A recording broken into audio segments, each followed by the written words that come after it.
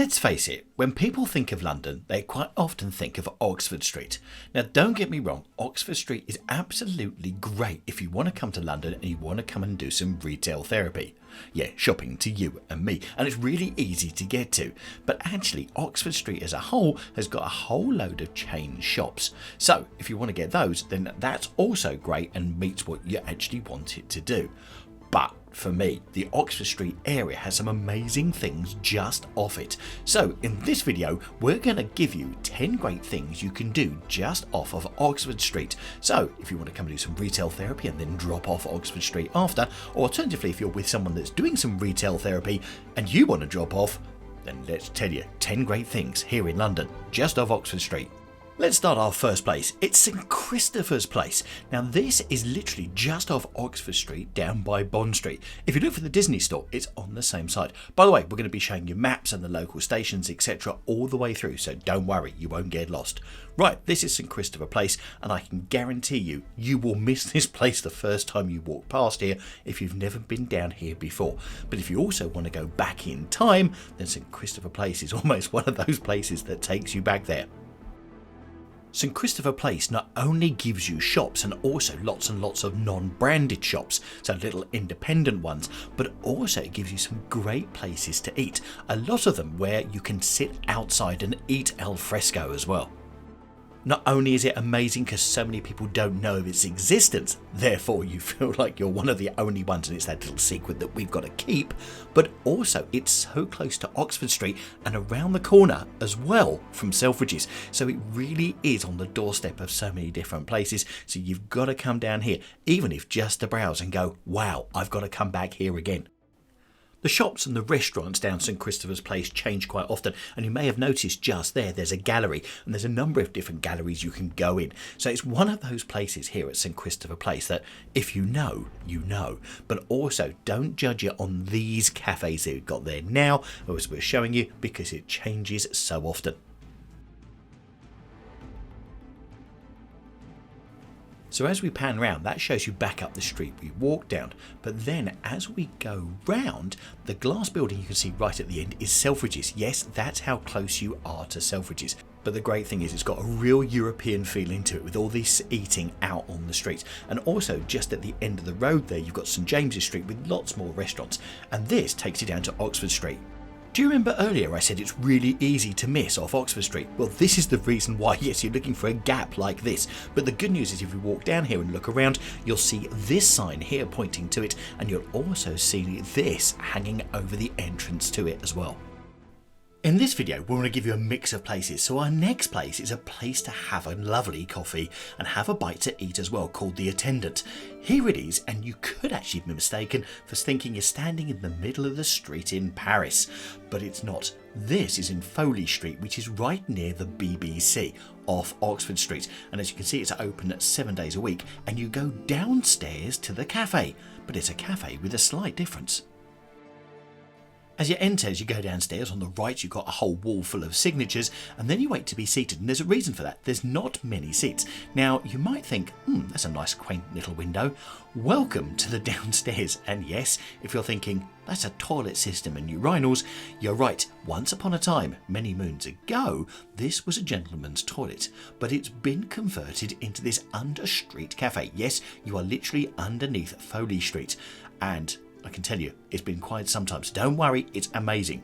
Here are some of the cakes on offer, plus also there's some hot food as well, and I can tell you the coffee is absolutely amazing. But as you can see, there's not that many places to sit, so you need to get down here and pick a prime time to get down here to get your seat and make sure you can have your food as well. Absolutely amazing. Also, another reason it's so busy, this was recently in one of the top 10 Instagrammable places to eat and drink in London. Yeah, that's why it's so busy.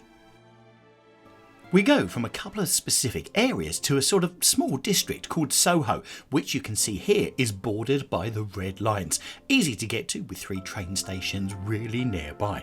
Now Soho is a part of an area of the city of Westminster, which is in the West End of London, and originally it was a fashionable district for the aristocracy, and it's one of the main entertainment districts in the capital and has been since the 19th century. Certainly one thing you'll notice as you go around, there's lots and lots of blue plaques commemorating quite a few different things, but the area was originally developed from farmland by Henry VIII in 1536 to become a royal park. If you haven't been to London for some time, you might think of Soho as being a sort of seedy area of London, which it was until the late 1980s and has undergone considerable what they call gentrification. And now it's a really fashionable district with great restaurants, offices, but also a whole different types of shops down there as well. And as you can see, Karl Marx is featured on one of these blue plaques, which is down Dean Street. So you could actually say the main parts of Soho are down Wardour Street, Dean Street, Berwick Street, which is also fantastic if you love your vinyl collections. They've got some great old record shops and quite down there regularly with Jaden.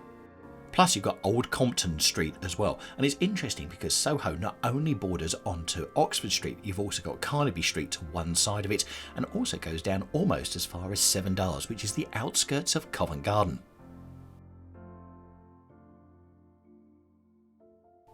Now the fantastic thing about London is the green space that you've got, and actually when you just look at London, and we just shown you a whole load of buildings beforehand, you tend to forget this. And this is the grounds of St Anne's Church, was established in the early 17th century and is quite a significant area here. It is closed in the evening, but as you can see, if you can get down here during springtime, the flowers are absolutely gorgeous. Now this is at the top end of Oxford Street near Tottenham Court Road, and it's actually near the Dominion Theatre, which had We Will Rock You on for quite some time. And actually it's the place where both Oxford Street and the Charing Cross Road meet. And there you've also got behind it Soho Square, which is another big piece of greenery right in the centre of London. We've talked about Berwick Street being famous for its records, and the reason why is, yes, you've got Mozart that lived here, but also you had a number of different recording studios and various other media outlets in the Soho area as well. And David Bowie actually produced a number of his albums as well from the centre of Soho. So if you get the chance, get off Oxford Street and walk around Soho and go and discover it yourself. For our fourth place just off Oxford Street, we're going on the hunt for food, and we're going to the market halls. Now this couldn't be closer to Oxford Street, it's no more than 10 metres from Oxford Street, this place, and it's on the side street which is opposite to John Lewis, and you can see it quite easily because the buses all park outside it as well. Now you can go to the market halls, and you can also take children to the market halls up to 9 o'clock at night. Now there is bar area and there's quite a large selection of food that you can get up here as well. But no, you don't go and sit at the table and wait for it. You go for a walk around and you see what you fancy and you buy it from these sort of street vendors within this building. Now this is another one of those unknown places in London, and it's right bang in central London. Now like a lot of Oxford Street, a lot of the shops have moved out, a lot of the offices which were above the shops have also moved. So what they've done is they converted it and they've put all this different type of food in there. There you go, you've got pasta evangelists for all those like pasta. Here you go, got pabs, chicken, loaded fries, and you've also got, yet not just hot box, but you'll also see in a second, tacos as well. There you go. What I really like about these places is if you're coming here as a family and you've got people that like different things or fancy something slightly different to the other, then it's not a problem. You can go to each of these different food venues, get whatever it is you want, and then everybody's happy. Wow, can you imagine?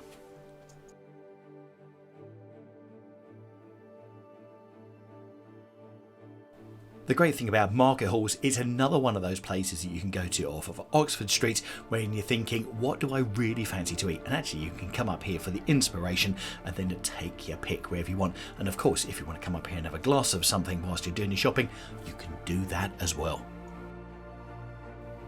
Now we go to another district in London. This is Mayfair, but once again what so many people don't realise is just how close it is to Oxford Street, and it's a vast area as well.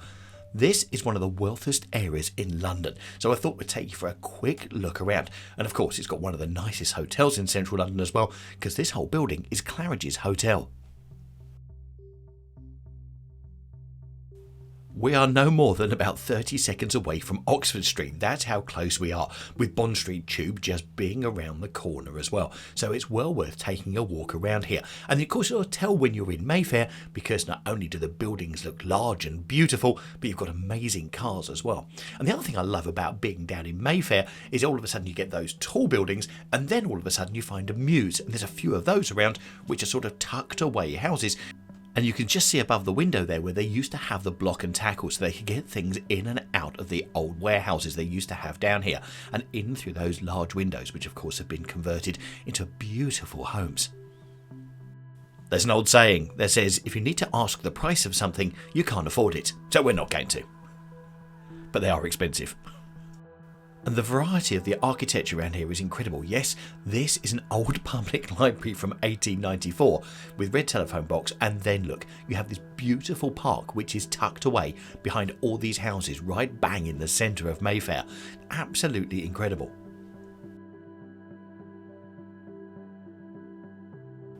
Also, because we're in central London, and also it's really quite sheltered within this garden area as well, we have these sorts of trees here. Yes, look at that whacking great palm tree right in the middle here.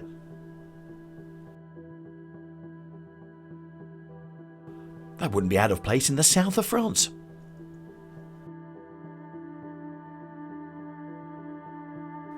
Away from Bond Street, that's the new and the old Bond Street, you've got here Mount Street, and this is the place to come and be seen. So not only have you got beautiful shops and different places that you can come and have a look at, but you've also got some amazing cafes and restaurants where you have to sit outside to be seen, because actually if you can afford the prices here, you want to make sure you can be seen on the outside, because you can go, hey, look at me, I can afford to, well, I can have a glass of water here anyway.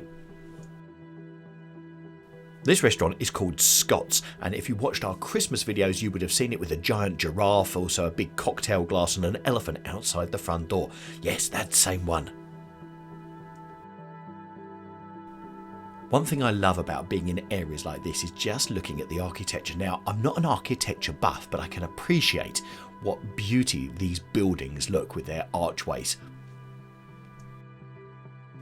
Also, another great thing to do when you're in London is not only look up, otherwise you'll miss stuff like the architecture and blue plaques and various other bits of detail, but also when you're going along as well, not just look there, but also look down as well, because you can see things happening down in the basements.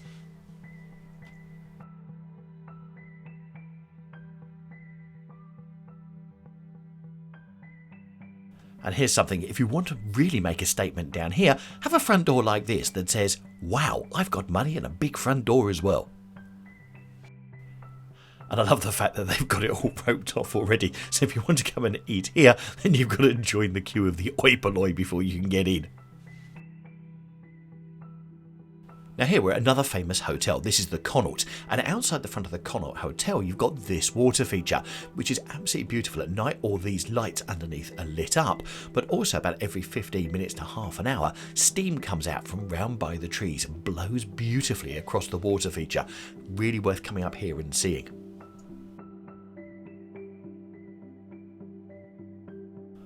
Also what I love about coming up to London, also coming to Mayfair as well, you never know quite what you're going to see. So I hadn't expected to see all these LED light tubes all around the windows in the middle of Mayfair as well. I bet they didn't get permission. Mind you, who would you get permission from when you're paying that much money? Now when you're in London you never know quite what you're going to find, so you go from a beautiful taxi like that one, and then sometimes you can be standing here on Berkeley Square, hear this massive roar of an engine, and then something like that goes by, and wow, it's loud. And it's loud because it says, I've got lots of money so I'm going to make it loud as well. So we're in the heart of Mayfair. By the way, hope you're loving the video, and this is giving you some great places to go just off of Oxford Street when you're up here in London. Now Berkeley Square is also beautiful, another massive green area which you can get to, and you can see all the benches, and it's another great place to sit and watch the world go by. And if you don't want to do that, you can also come and have a look at the car showrooms on the square as well, where you can have a look at some of the prices. Actually, some of them aren't even got prices on them. No great surprise there really. So if you're coming up to to London, want to come to Mayfair, it's really quite easy to find. It's everything that's south of Oxford Street. It's to the west of New and Old Bond Street, to the east of Park Lane, and to the north of Piccadilly. So you've got a rather large square, but wow, it's a beautifully large square as well. For anyone coming to London, Carnaby Street is just one of those places that people have got to go to. So Carnaby Street is parallel with Regent Street and just off Oxford Street by Oxford Circus Tube Station. So once again, it's really easy to get to. Oh, and also around the corner from Carnaby Street, you've also got Liberties, which lots of people like to dive into as well for some unknown shopping reason. Now, right from the off, Carnaby Street is not massive. So if you look right down the far end, you can see a sort of a building right at the far end. That's the end of Carnaby Street. So it really isn't that long. So if you're coming down here and you're just going to walk Carnaby Street and do nothing else, it'll take you a couple of minutes. But, as you can see, there's quite an eclectic range of shops going down Carnaby Street. Now, you've got a lot of the chains, because obviously they want to be in the key places in London, so they can sell their wares. But also, you've got little, I love this, little alleyways that you can dive down to. So do spend your time going up and down those, because you'll find a wide array of shops down there as well. And a lot of them are individual sort of boutique shops as well. Now, what a lot of people don't realise is the Carnaby sign that hangs over the street is actually little pieces put together in 3D. There you go. Lots of people don't know that. They think it's quite a flat thing, which is all sparkly. But there you go. See? Little secrets that we show you on here. Now, also, one of the things you need to look out for when you're down Carnaby Street is those side roads. And when you get down to this side road, which is Ganton Street, you've got all these light bulbs hanging up. And this is most effective if you come down here at night. Also, quite often when you come down Carnaby Street, they've got different decorations hanging up. In fact, the Christmas decorations they put up at 2022 Christmas, a lot of them are still hanging across as well. So they've kept some of those up. And this really adds to the night flavour. The mural that you can see in front of us is the history of Soho, and here on Carnaby Street you're right on the edge of Soho. So if you go back and have a look at the map that we showed you earlier with Soho, yep, Carnaby Street is right on the edge of it. So you could do those two things together, and it's got all sorts of things, including the theatre, some of the history behind it, some of the music, but it's well worth coming to take a look at. And a lot of people do miss it because, once again, if you're not looking up, you certainly will miss it. Right, so that's the end of Carnaby Street, but the great news is it doesn't end there, because you have this, which is Kingly Court. Now, very easy to miss. It's on the right-hand side as you walk down from Oxford Circus, and come through here, and I promise you, you won't be disappointed, because if it's food and drink you're looking for, have we got some places here for you in Kingly Court.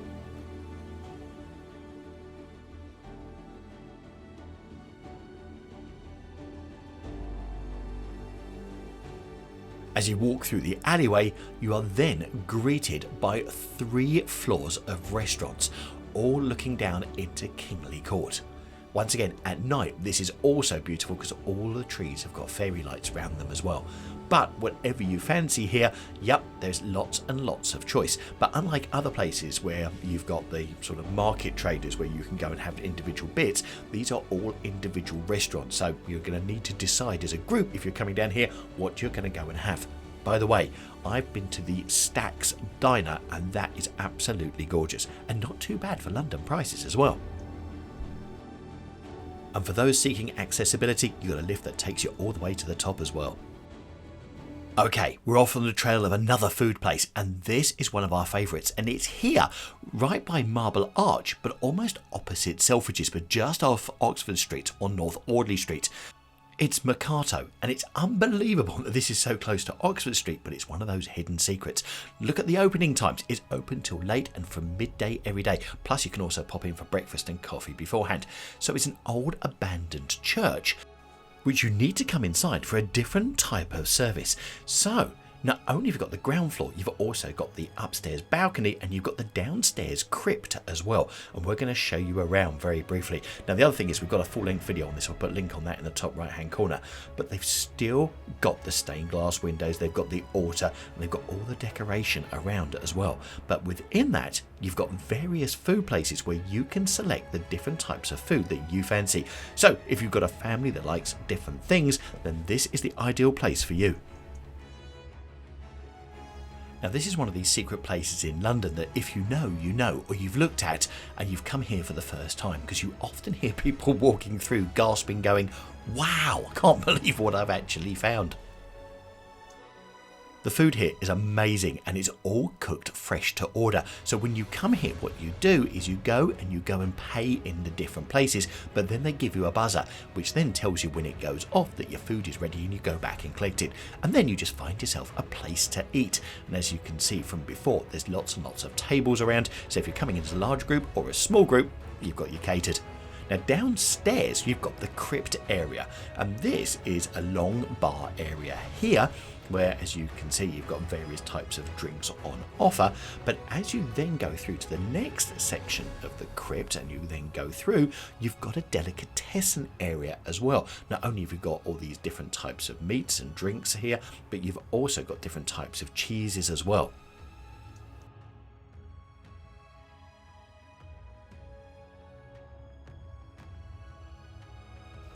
And then as you go to the final part of it, you've got your own brewery systems. There's a microbrewery here, which then pushes the beer into the bar area, which is up above it.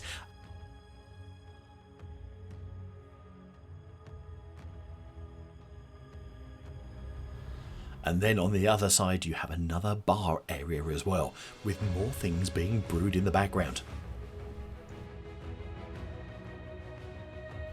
Biggest tip if you're coming down here, have a walk around the different food areas, both on the ground floor and also on the first floor as well.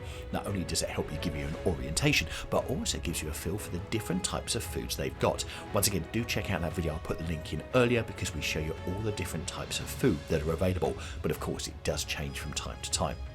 Now, I can guarantee you during school holidays, this sort of place is going to be absolutely packed. So do make sure you get in and then find yourself a space quite quickly. And as you can see, there's quite a bit of space to sit and eat and enjoy your food. And the incredible thing about this place is that Selfridges is no more than a 30-second walk from the front door. It's that close. So this is one of our tips to eat just off Oxford Street. We move from food therapy back to retail therapy, and now we're going to hit Regent Street.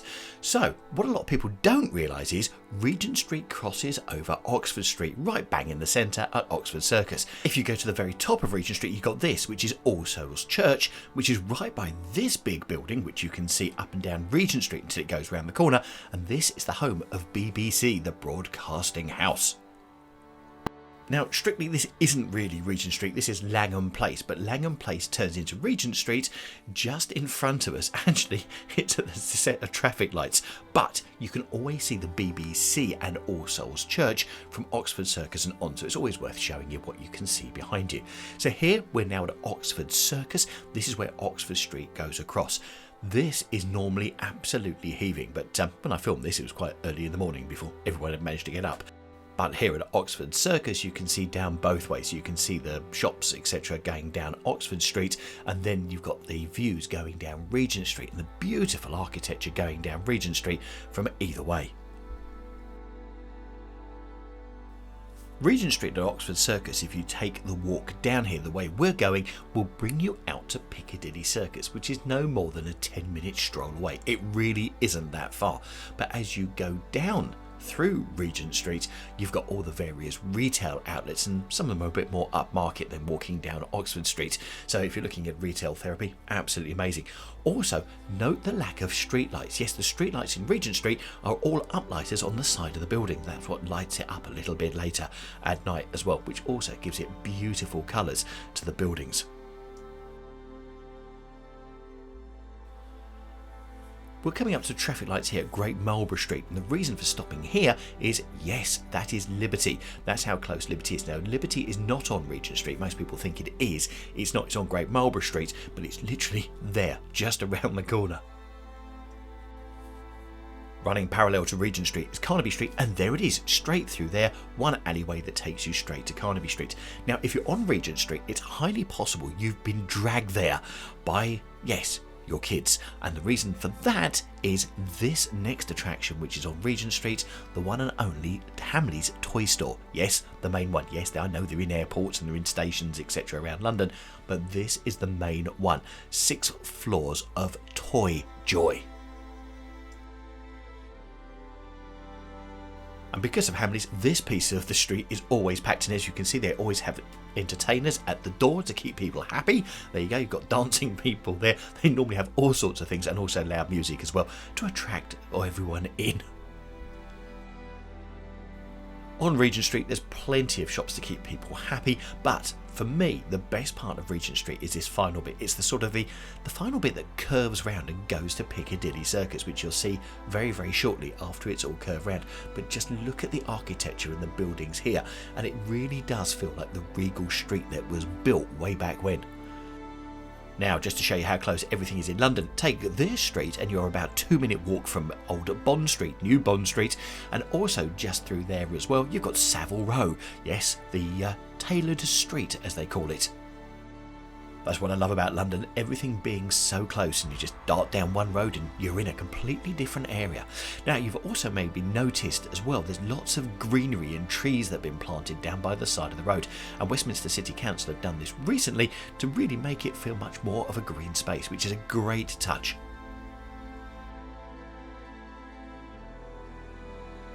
Regent Street was designed and built back in 1825 and is named after the Prince Regent at the time, which was George IV, and it was designed by John Nash and James Burton, both very famous for their architecture designs in London.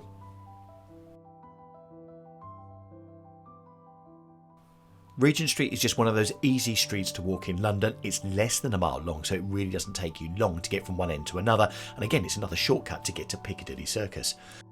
And if you're looking for an exclusive place to stay whilst you're here in London, Cafe Royale may be one of the places, with bedrooms right above these buildings. Incredible. Can you imagine the view? And also the short walk down to Piccadilly Circus of a morning, just to come and see the lights. So that was our 8th thing to do. For our 9th thing, it's also John Nash related because he designed it. We're going to Marble Arch. Right at the bottom of Oxford Street, yet right at the top of Park Lane, you have one of the world's busiest roundabouts, also known as Marble Arch. Now, Marble Arch is actually a roundabout, and it's right by the entrance to Hyde Park and Speaker's Corner. If you're coming to Marble Arch, you've got to be careful because this road is absolutely packed. Now, the easiest way to do it is to go down the tube to Marble Arch, and it's got its own separate exit in the middle of the roundabout. Alternatively, you can use the traffic lights and the different islands that are around, but do watch out for the traffic around, and also wait for the green man to come on so it's safe to cross.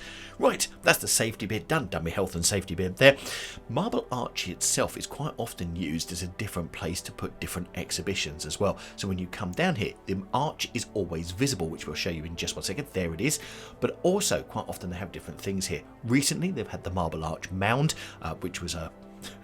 which could only be described as a hill that they built with scaffolding, and that was then promptly taken down. Plus they have other exhibitions here sometimes as well.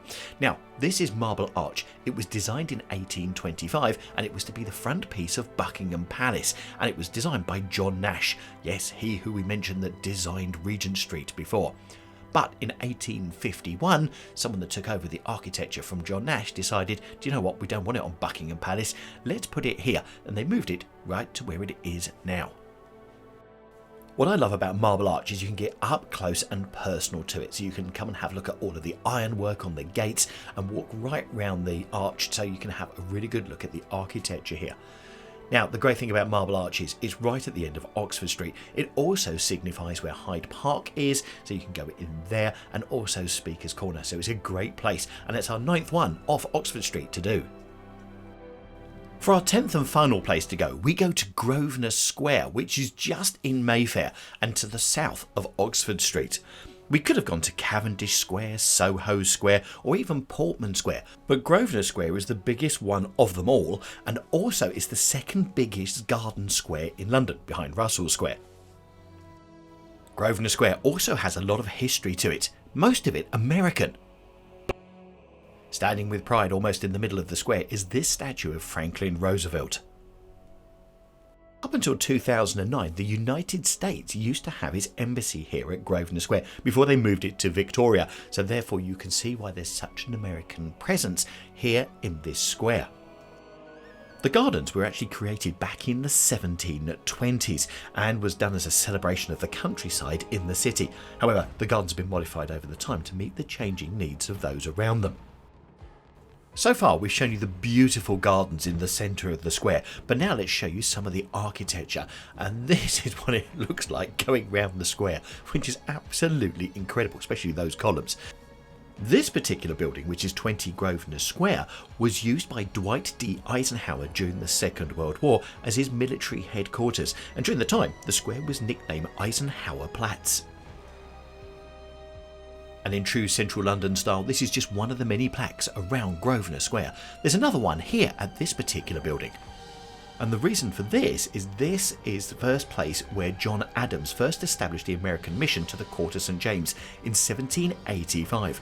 Adams lived there from 1785 to 1788, and the house is on the corner of Brook and Duke Streets. And after his role as ambassador to London, he became the second president of the United States. I really hope you've enjoyed our look at 10 things to do off of Oxford Street. As I said right at the beginning, Oxford Street is great if you just want to do a bit of retail therapy, but if you fancy getting off it, there are some amazing things that you can do. And we haven't even included a mini pitch and putt for adults, Hyde Park, Speaker's Corner, and also some of the other garden squares such as Cavendish Square, Soho Square, and Portman Square as well. So there's so much to do off Oxford Street. Now, if you enjoyed this video, we've done another one on Covent Garden and 10 great things to do around the Covent Garden area. So if you click on the link in the top right hand corner, I'll see you in there.